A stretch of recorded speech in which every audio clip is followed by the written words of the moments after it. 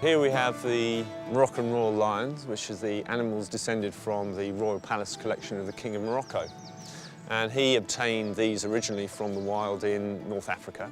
And what's particularly interesting about these animals is some of the differences you see compared to lions you might see in sub-Saharan Africa. The interesting physical features you can see in these animals particularly is that regal look in his skull. So he has a very, very long, straight nose and quite a straight line that runs from the crown of his head down to the tip of his nose. He also has quite a distinctive narrow muzzle. And then if you look at his eyes, you've got very pale eyes. And these are all characteristics which are consistent with the pictures and artistic depictions of Barbary lions from North Africa.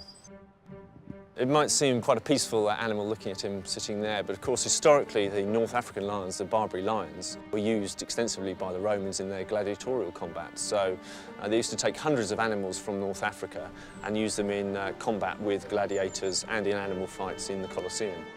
And you'll find in collections in zoos of the Moroccan king's lions that they tend to be quite feisty animals. So if you look at your average sculpture in any of the cities, great cities in Europe, if you think of the heraldic emblems and flags with lions on them, it's Barbary lions from North Africa that inspired that image. The big mane, the powerful body, and the sort of aggressive but regal look to the animal.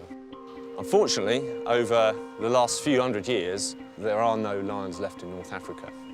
The Barbary lion is extinct in the wild. Except some of those animals were taken into the King's collection in Morocco, and we believe that as that population has been kept in captivity, it's offered us a chance maybe to rediscover Barbary lion, or lions at least have some of that ancestry in them, and this is where these guys come in. To do this, we need to look at their own DNA, we need to compare it with museum specimens of Barbary lions, but we also need to compare their DNA with lions that come from other regions of the world, so we can compare whether these animals are different to populations of lions that we find in different parts of Africa and in India.